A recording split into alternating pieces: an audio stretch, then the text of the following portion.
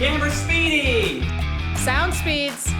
And action! Welcome to the Urban Pebble podcast, maybe the best place to learn about indie film in Chicago. I'm Adam Rabora. And I'm Teresa Moore. And today we have a super special guest, two guests. We have talked a bunch on the podcast recently about our experience with the 48-hour film project, as well as Miles came on and talked about his experience. He sure did. And we actually have the city producers for Chicago here with us. That's right. Welcome, Joe and Molly Moore. Yeah, thanks so much. Yeah. Second year wrapping up the 48-hour film project in Chicago. So we did it in 24, did it in 25, and hopefully have some exciting things in store for next year. Yeah. Excited to be here. Yeah, Ooh, thank you. Well, Yeah. now I'm all excited. I mean, we should definitely talk about this year and the year before when For you sure. took over and like how all that worked out. But I also want to know about next year. Okay. Spoiler! You found it out here first. Can you imagine if we were breaking a story? Yeah. My goodness. We can make some news up for you. So we can break. Please, Yeah. yes, Okay. please. We need We'll give you an that. We need exclusive. that for. No, I guess to start off, how did you guys get involved with the 48-hour film project to begin with? Yeah, not intentionally really, or not with a lot of forethought. So here's the whole story. So we had lived in Chicago for a while, and then we decided to take a year on the road. And so we got rid of our apartment, we packed up our car, we moved all over the place, lived out west. And as we were coming back to Chicago, one of the things I really was looking forward to was doing the 48-hour film project again, because I had done it for a couple of years. And so I went on the website and I saw Chicago didn't have a date. So I emailed the headquarters, the main organizer for the 40-hour film project, and I said, "What's going on? When's Chicago?" And they said, "We don't have anybody to run it." And I thought for about 5 seconds and said, "Well, I think you do now. I will run it for you." Wow. And I roped my wife in because she's so sweet, and I just got her excited about it and said, "We're going to do it." We had no idea what we were getting ourselves into. So we actually committed to doing the 48 in a hotel room in Arizona. We weren't even living in Chicago yet, and then we had to pick a date, and we had to get all of our resources and venues all lined up for it when it was going to be time to do it. And so that's how we got involved, was really just wanting to fill a gap. I know how much fun it was when I participated in it. I didn't want it to go away. We know Chicago's the best city in the world, and so we wanted to make sure that Chicago was going to have a 48-hour film project so that all of the filmmakers would have somewhere where they can exhibit their work. So that's how we got in, and now we just can't get out because I was it's just done. gonna say, Yeah. because who would take over for you anyway? Right. I mean, like they had so many problems finding you in the first place, right? Yeah, I feel like at this point, They had to go all the way to Arizona, They is what had I'm to. saying. Right. Yeah. It's just meant to be. So. What were your early films? Do you remember that you did Oh. when you participated? Yeah. So, all right. So when I moved to Chicago, I was kind of looking for some people to do some creative work with. I'm a pharmacist, so I don't do anything creative with my job, right? I can't do anything creative. I mean, please don't. Yeah, right? That's what I'm saying. Don't hurt us. Yeah, I've got to follow the law, I've got to do all those things. So I needed a creative outlet, and I had done some comedy and some things where I was living before Chicago, in North Carolina. So when I came here to Chicago, I fell in with some actors. But wait, where in North Carolina? So I went to University of North Carolina at Chapel Hill. Okay. So I lived in Durham, Carrboro, Uh-huh. Chapel Hill. I went to Duke. Me too. Oh, okay. Which I was waiting. I was like, okay, Yeah, this could yeah. go like 5 different ways. No, it's fine.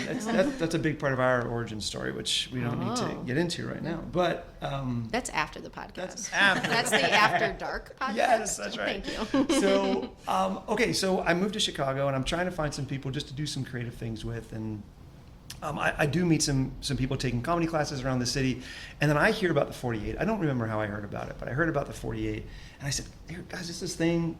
Let's just do it, right? It's a weekend. We won't put it off like we do everything else that we say we're going to do. Like this, we'll actually do, because in 48 hours, we'll have a finished project." So we sign up. There's about 7 of us, and it's a disaster, just an absolute disaster. We don't know what to expect. I'm the team leader. I've never done it before, and we're just so disorganized. Friendships were nearly ruined that weekend. Aw. And the first film, we had film de femme was our category, Great. and we made a cult film Oh boy. where there was a female charismatic cult leader, and the whole tagline for the film, the line that she kept going back to was, "Rise and ascend." She would say, "Rise and ascend," and we got cracked up over. We thought it was so funny. The film was not notable at all. It didn't win any awards or anything like that, but we were so excited that for the screenings, we all printed out temporary tattoos that said "Rise and Ascend," and we put it on our bodies so we could show up at the screenings with it. I So hope other people appreciated that. right, yeah. Because I appreciate it now. Just hearing about it. We thought it was a great way to show our pride in the film. Were you in the film too, or no? No, I was either living in North Carolina still or in Wisconsin. Yeah, so probably Wisconsin. yeah, I So wasn't. You wasn't did there not. yet. You were like rise and ascend from Yes, a distance. yes. Yeah, I'm more of a behind the camera girl than in front of the camera girl. Yeah, that was our first film. We made another film about two fathers who were watching their sons play Little League, and that game was going very poorly, but then we're learning more about their relationship together, and one of the dads reveals that he's taken a job out of town, and the other dad is just devastated that he's going to lose his friend. And then, yeah, it had some heart to it. And there was another one about the end of the world. The world was about to end. There's a theme here, right? The Rise world, and ascend, my friends. the world's about to end, and a meteor is going to hit Earth and wipe out everything. Don't look up. We kind we kind of pick up the story with about 24 hours left to go in Earth, and this person meets a woman, and he falls in love with her in these 24 hours. And so while the countdown's like 10, 9, 8, the meteor's going to hit the Earth, he turns to her and tells her that he loves her because he just wants to have that moment and hear it from her before the Earth ends. And of course, she's like, okay, that's nice. And didn't say it back. Thank you. Yeah, she's like, thanks, that's nice. And that was it. And then the world kind of ends. We just ended on his face in a big flash of white light when the asteroid hit. That's awesome. Yeah. So those were some of the films that I remember right now. You put me on the spot. So it sounds like you've done it so many times. Is it hard to not make your own film during those weekends? It really is. It really Aw. is. I watch the films and I just think, man, like I would love to be in there in the trenches Oh, no. making films. This year, we were told by headquarters, because this is a problem that plagues city producers around the world, and some people have been city producers for 10 they years don't or even 15 get years. to play. Because you Yeah. can't do it in any city, not just your city. You can't, Oh, I you can't couldn't go to like Milwaukee. I can't go to Milwaukee or nowhere. Harumph. So yes, but there's like 110 cities around the world, and some of the cities are run by the same person. So there may be 80 or 90 city producers. Mm-hmm. And this year we were told there's going to be a special city producer only 48-hour film project What? where you, the city producer, can work with other people in your city that aren't Please city- work with us. that aren't city producers, but you have to play a prominent role. You have to, be on screen or be a writer or direct or Right, something right, like that. Oh, that's so great. I'm working on getting Molly to be okay with You're playing in? a prominent I was role. thinking I could do like production assistant. Yeah. I don't know if that's major enough. Gotta be major. Yeah. I'll keep us organized and I'll fill out the paperwork. Oh, so. team She'd be great lead. at that. So she's a team lead. She would Oh, be great. that's so fun. So anyway, so that's what is supposed to be happening. We haven't really heard much follow up about that. not That yet. we heard about that in Oh, the you spring. should send so. them another email. Last time you sent them an email, look what happened. Right? Yeah. I know. Only good things happen. Yeah. So that's what we're hoping for, and then maybe that'll scratch that itch for us to be able to I participate. know. I was just thinking that would be so Yeah. tough to Yeah. like watch all the other people make all this art. It is a cool set of parameters. I always talk about this. I think I've said set of parameters like 5 times on this Trademarked podcast. it. Yeah. Whoops. But no, I love that there are. It basically, I used to be a university professor Okay. for a while. I taught French at Loyola University Chicago for 8 years. Awesome. And one of the things that I noticed is people tend to need the structure of something like a semester or a syllabus or what have you, a certain number of assignments, a certain amount of time. You check it off a little bit throughout the semester, and then boom, you have this final. It's not necessarily a final project, but it is a final exam or a final like a capstone type energy for like your thing. And there is something about the 48 Fest where it's like, all right, everybody, gather up and here are your parameters that you have to fit within, and then you get to see what's sparking so many people's creativity. Yep. And I like it. Yeah. So well, that's I fun. think you're right. And some people, I think, see them the other way maybe at first. Oh, there's all these rules I have to follow, these things I have to do.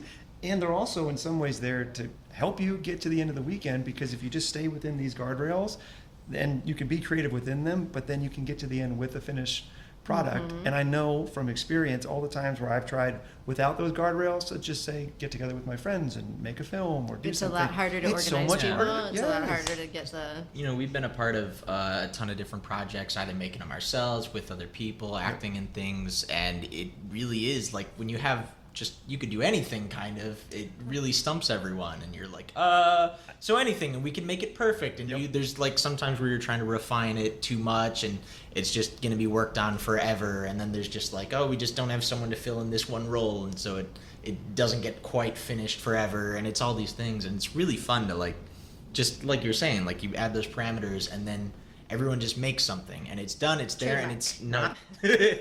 But it's not something that people would have done otherwise. Like we did Hold Your Horses for this one, and I can't imagine us like just doing that on the fly or like really sitting down. Like if it wasn't that like. No, I think it adds some credibility. I'm just thinking about like being able to use spaces from other people. Like it's part of this international thing, and everybody buys into like the ethos of this bigger picture thing. And I think that allows you to just sort of like flex a little bit. Like, I'm so strong. Power of the 48 I mean, we behind you. might go to Lisbon, Right. or we could go to Cannes. You never know. Maybe you've heard of it. Yeah. I don't know. Have you heard of it? Maybe not pronounced like that. The French professor is coming back. Yeah, it was interesting. Our winning team from last year, who won this year, had a kind of Q&A with the team leads before the competition started, and one of the things they shared that they found worked really well for them the year prior, and I think worked well for them this year, was actually setting up, reserving a set, a location to film, because they were, even though we give parameters, they still felt like that had too much flexibility, too much to try to narrow down as soon as you got the parameters. And so they had gone out and booked their location ahead of time, because they were like, now we know when we have to be there to film, we know where we'll be to film, and that will help shape the story. So they took kind of, I was surprised that they found that the parameters themselves weren't kind of restrictive enough, but they kind of backed themselves even further into what they were going to do for the weekend by That picking makes a sense location based before on it what started. they did. That definitely. Yeah, that was great. Hotel Hell was just That was an excellent phenomenal. I one. Yeah. loved And a great use of that location. Yeah. it. Oh my gosh, yeah. Yes, they found a location with a lot of like wide ranging, for folks who haven't seen it, they found a location that has levels, so it was vertical as well as horizontal, and they used it in the daytime, they used it in the nighttime. They played with elements. Certain elements came into it, like rain. It did not rain. That was I was really it like didn't register at all to me that like they had filmed that in the rain, and then you had asked during our block questions like, how did you get rain? And I was like, wait, that was the same weekend as us. And it was hot and not rainy at all. Well, it did almost Well, rain rain, actually out of Only the. on We our had to like equipment. pack everything up and be Yeah. like, okay, Oh, really? don't hit Yeah. us. Yeah, no, we were far enough out that we did get threatened. Yeah. As a non-creative, the creativity just blows my mind. The last 2 years, I just can't believe what people come up with. Yeah. No, it's true. I think, I just rattled off some of the ideas that I had, but you sit and watch 50 of these films, and people work with the same prop, and they work with the same character, and all of those things, and they're just so divergent and so wildly different. And you do have those moments where you're like, could I have come up with that? Maybe. Like, should I have thought about something like that? And so there's a little bit of that, but it is so impressive. Molly's, we're usually watching the films in two different rooms so we can try and get through all of them, and when we're yelling across each other, oh, you got to come see this, you got to watch this. Oh Or- man, so yeah. it takes twice as long. Maybe just watch them all, Right. maybe just watch them together. Our hope to try and divide and conquer doesn't. Unfortunately, we have day jobs. Yeah, that's true. What's that process like? Like we on our end, we have to go on the portal online. We're dumping the film at the time, and it can then upload after that. And I'm sure everyone's trying to get it in on time. Maybe there's some late. There's some that's already been there. Yeah. Do you guys wait like a couple days, and you're like, all right, let's see it, or do you get them right away? No, we dive in that Sunday night. Yeah, so Oh we're my goodness. watching it in real time. And the tech support, the person who runs the website for the 48 is in Europe. It's not Oh, in boy. America. Oh. So he is generous enough to stay up until So it's like all the the middle films. of the night. It's in the middle and of 6 the or night. 7 hours. Right. And so we're watching films we're watching the upload meter to see which films are coming in and how close they are. Is the upload stalling? Do they need to re-upload? Or any issues that might be happening? And we're kind of cross-referencing that with our list of contacts for team leads. So, okay, do I need to text this person or email this person? And say, Oh, so you reach out? we're trying to let people know, like, hey, you've got 10 minutes left. What's going on? I know you're going to make a film this year. Try and get it in now. It's chaos. It's just chaos. Right?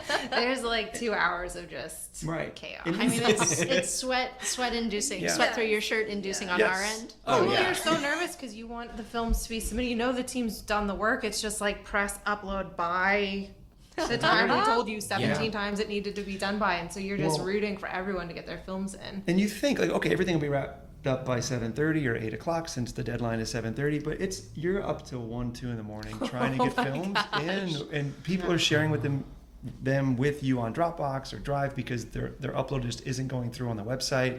So then you've got to get it and check it and timestamp it and make sure it's the same as the one that with the checksum that they tried to submit originally. But And you're trying to help people who've been up for maybe 48 hours, troubleshoot remotely. Right, yeah. You're like, refresh your browser, try a different browser, Oh my restart gosh, your it's computer. It's All right, it's a everybody, mess. I'm going to teach you how to use Zoom. Yeah. I don't even work for Zoom. I know. yeah. Are you guys up that whole time? Because you guys are really responsive on the messages or questions. I was shocked. I was like, did they sleep this weekend? Yeah.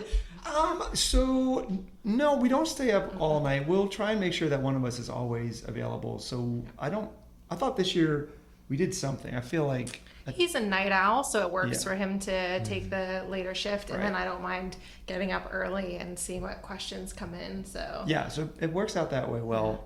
So no, we're not up around the clock. But on Sunday, we're ready on Sunday. We know things are going to go wrong, and Yeah. that whole week we know we have to watch the films, screen them to make sure they meet all the eligibility criteria, reach out to people if there's extra things we need or paperwork and all that sort of thing. So we know from that Sunday till Wednesday or Thursday is how long it really takes to make sure everything is organized and ready to go, and then you got to try and get it to the theater so the films can screen on time. So I was gonna say we weren't up all night during the 48, but you pulled at least 2 all-nighters trying to my get the goodness. films ready Good. to go to the Wow. theaters because that's quite Absolutely. the production too. yeah. And as far as the theaters go, because that's a big question I've had, is like venue selection. Yeah. I mean, you guys made the final, like the big Best of Chicago award screening happen at the Music Box, which that is was so exciting. I mean, not fantastic. to discount the Davis. We love No. the Davis too, but like there is also an ethos, sort of Yeah. like a mythic kind of quality about Right. going to the big theater in the Music Box. Yeah, we recognize that. Probably that was maybe the first thing that we talked about when we agreed to do this. We said, well, we have to get the Music Box on board. And partly because, we're members and we go there all the time, and we were married at the Music Box. What? What? Yeah, we Okay. had a really small wedding, maybe 10 people, just our immediate families.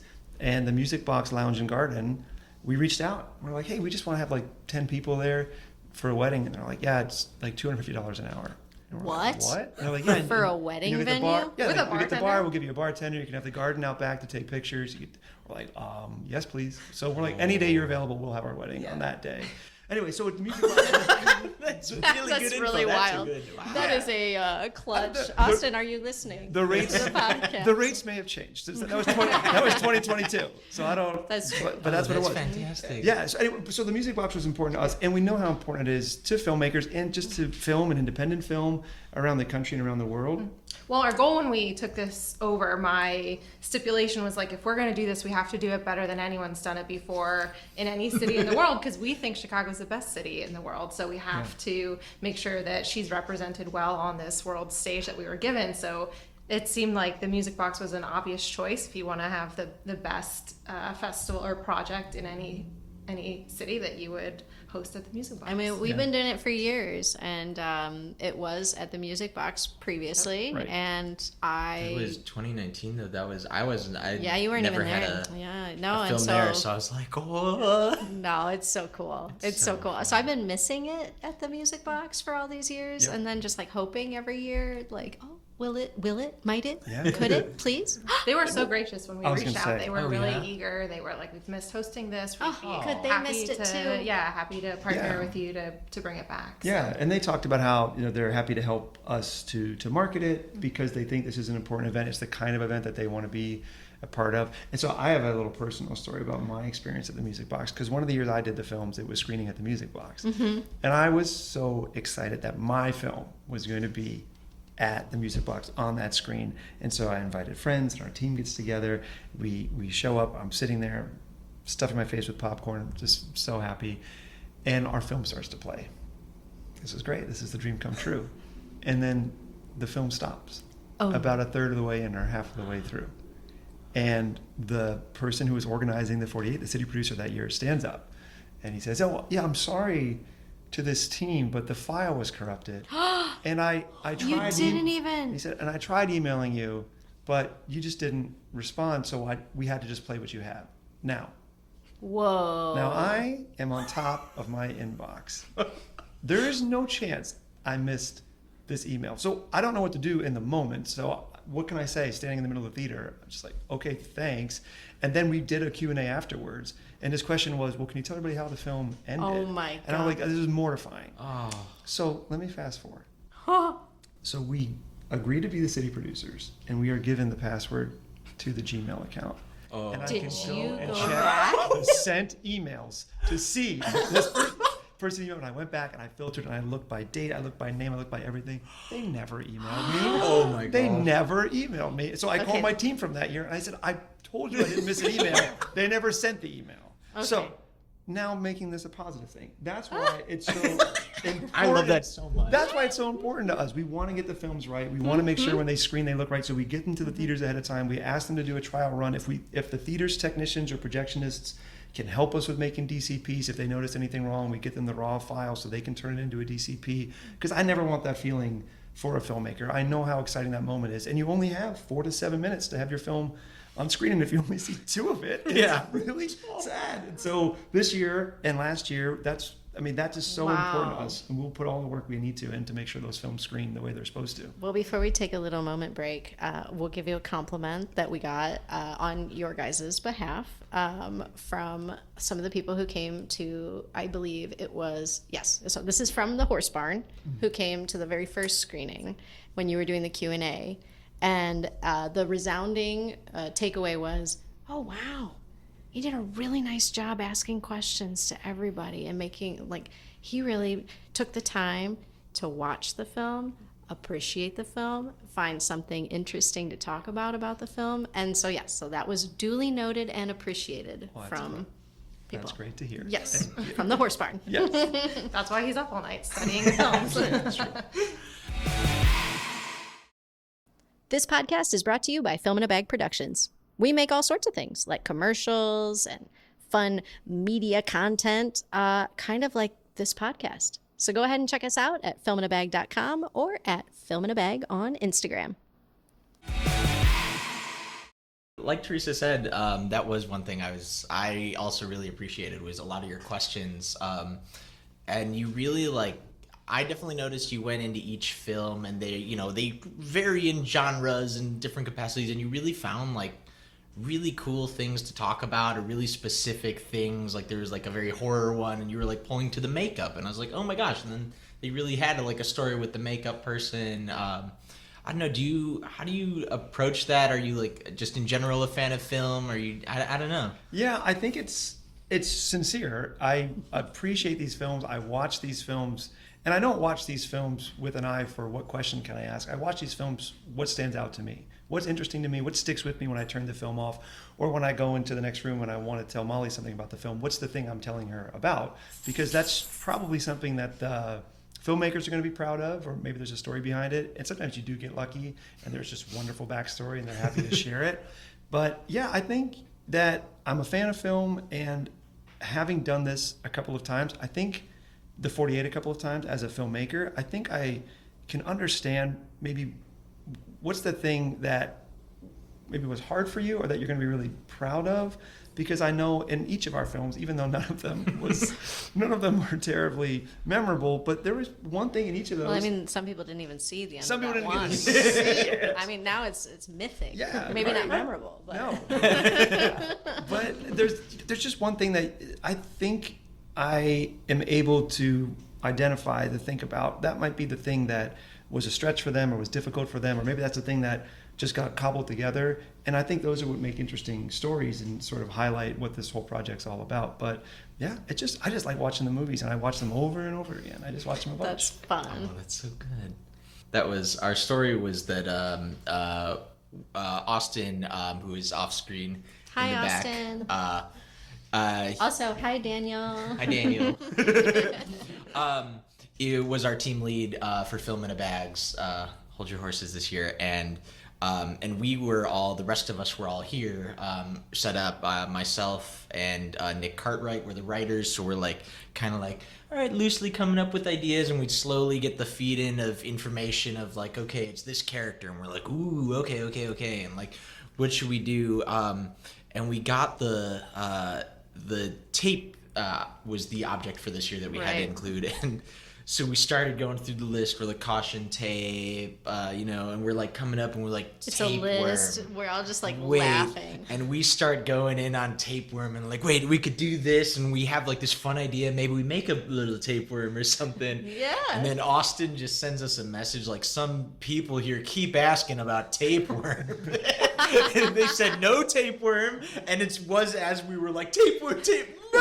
I was going to say, because there was a group that asked. So your group wasn't the one that asked about tape. No, we were fully separate. Like, yeah, It go was tapeworm. literally Yeah. Austin just like texting from the thing, and we were just like giggling about tapeworms That's here. so funny. Yeah, for those questions, just in general, so just so everybody knows, we try to make this clear. Right? We're on the filmmakers' side. We want the filmmakers to be able to do whatever they want to do. And there is a headquarters that runs this whole thing that we are beholden to, that we need to answer to. And so when there are questions about, is this allowed or not? And we get these questions about, can I film somewhere and have logos in the background? And those are the kind of questions we get. Or can there be people, in the background of my scene if I don't have a waiver from them? Those kinds of questions, right? Those get forwarded to headquarters, Negative. right? Because we want to be like, like I would say, yeah, sure, let's just do it. But you can't, because those are the rules. And really, because the 48-hour film project, if your film's going to win anything and they're going to go screen it somewhere, I think the worst thing would be to then pull your film after you've won Chicago and then say, hey, good You news is you didn't won follow Chicago. Bad the- news is Yep. you're not going to be able to go on to Filmapalooza. You're not going to be eligible for any of those other awards or opportunities. And we had a film like that this year where it wasn't the one that won, but it was one that finished in the top 3. And I held it from the judges to make sure that it cleared what the 48-hour film project headquarters said first, because I didn't want them to run into that, because I knew they were going to be competitive for a top award, and I didn't want them to have that experience of having it given to them and then taken away. Ultimately, it was fine. Their film was cleared. It took home Phew. second or Yeah. third place, whatever it was. But yeah. So anyway, but we get questions like that. Can I use this? Can I not use that? And I'm excited. I'm like, I want to see what you're going to do with it, but you can't always say yes to everything. Yeah, and the rules, as hard as they seem in the moment for the filmmakers, are our understanding is that they really are in the best interest of the filmmakers and the team. Because, like Joe said, you wouldn't want to submit a film that does really well only to find out that it's been, for whatever reason, disqualified and now it can't go on to the next competition. So the rules are tough, but we have to enforce them because we want to make sure that films that move on remain eligible. Right? You're fighting for us. We're trying. Fighting for us. I We always appreciate do. it. No, it's exciting. It's nice to hear sort of, like the people behind the curtain, who have the knowledge, like talk about what the experience is like. Yeah, and there is quite a bit of back and forth, because there'll be maybe 5 or 6 cities that are doing their 48 that weekend. I and so noticed leading up to the 48, we're in a super group with other city producers. And so we'll talk in the weeks leading up. How are things going with you? How are you able, are you having issues with finding a venue? Are you having issues with recruiting teams? Do you have any ideas for the kickoff event that maybe we can borrow? So you kind of lean on each other for those sorts of things. And then your contacts are that technical person I talked about before, and another person who also lives in Europe, who is our, what do they call them? I can't remember what they're called. They're like our producer liaison, I think is what they're called. And so that's who the questions go to. And if that person can't answer them, then they go to the boss, the person that runs the whole thing. So, Oh, wow. So you're getting information from other city producers, you're seeing some of the questions that they're getting and the answers that they're receiving back from headquarters, and then trying to filter that through to tell your teams about it. So there's a lot of kind of mechanics going on behind the scenes, and we're trying to use all that to streamline our communications to the teams, because we don't want people waiting 30 minutes for an answer. We You want them to also get an answer in 30 seconds. don't want them to go to the theater and not be able to see their film. It will never happen. I know he would send a carrier pigeon if he couldn't get a hold of you by phone or email. I would act it out on stage myself. Just do it. We're doing it A one-person show. I'll do everything. I'll show you I'll what you reenact missed. it. I've memorized I all have the all the lines, dialogue. I So are you guys glad that you've done the 48 stuff? Is this something that you're like, I mean, it's a huge accomplishment. You've run it 2 years. It's Yes, the answer is yes. We're Okay. happy. And I think that we have this conversation all the time. There are things that we could do to make our lives easier, which in turn would make the experience for the filmmakers better. We could do more planning. So as an example, our kickoff event was almost identical from last year to this year. We did it at the same venue, pretty much the same experience for the filmmakers. I think we used the same slide deck that we just updated. And when we did the kickoff event last year, we sat down and we took all these notes. Here's what we want to do differently. Or wouldn't it be fun if we did this? Or can we incorporate that? And then sure enough, life gets in the way, our jobs and the things that everybody has to deal with that just makes them busy. And we don't give ourselves enough time. So we say, okay, rather than kind of stretching and trying to do something well, we know we did it well last year, let's just kind of stick with that plan. And the same thing's true for the premiere screenings and all these things. We want to try and make them more of like a red carpet feel and have them more exciting for filmmakers. And we just didn't do a great job this year of allowing ourselves the time and the space to be creative and incorporate some of these changes that we want to make. So it's fun for us and it's frustrating, but mostly our own doing, would you say? Yeah. There's a fair amount of procrastinating that we could do without if we were really wanting to make a difference next year and how it's run. But And we got good feedback the first year, so then there's always that hesitation of, should I change anything? People seemed pretty happy with it last year, and if we change things too much, then maybe people won't get the same experience. The biggest example of that is the date. Last year we did it in the fall, Right. and that was really because we didn't move back to Chicago until August. And so this year was earlier. And this year was earlier, and that was some feedback that we had gotten from the 48-hour film project headquarters, which said, hey, everybody try and get yours more in the summer. We think people like it more in the summer. Okay. And then this year, when recruiting was going along at almost the same pace, but not quite, I sent out an email to team leaders, not just from last year, but from a few years previous that didn't sign up for this year, to ask them, was the timing of this year's event a factor in you not being able to participate? Is this something that's easier for you to do in the fall? And I mean, candidly, we didn't get responses that allowed us to be able to answer that question Oh, no. reliably.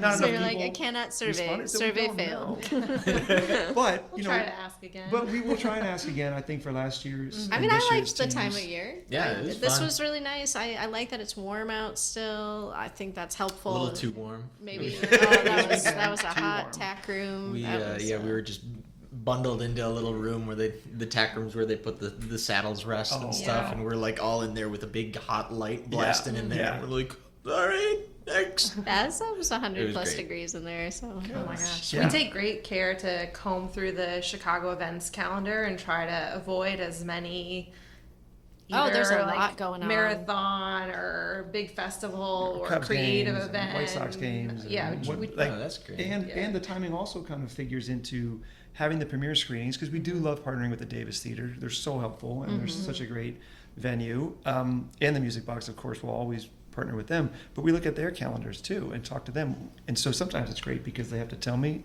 what's coming. So then they'll, Oh, so there's you a- just like learn a little bit. yeah, they'll be like, well, we can't do it that week because we have this filmmaker Oh, coming. I'm like, darn. oh, interesting. I'll just take that note down for myself. Thank you. I'll know that when I get that email, that member email, I better Yeah. jump on it. Right. So anyway, so yes, so there's lots of stuff that goes into trying to and thread that needle and find the right weekend for it. But that was something we changed this year, and we don't really know yet how that affected our enrollment or how it affected the experience of the filmmakers. But like Molly said, we're going to hopefully do a postmortem and send some emails and surveys out to people and try and get some feedback about that.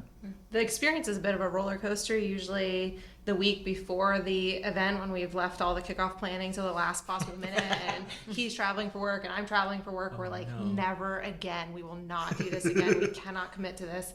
And then you go to the screening and the filmmakers are there and that people just light up during the Q&A when they're talking about their films, and you're like, oh, this is the best thing ever. We have to keep doing this. Look at how much everyone loves this. The films were amazing.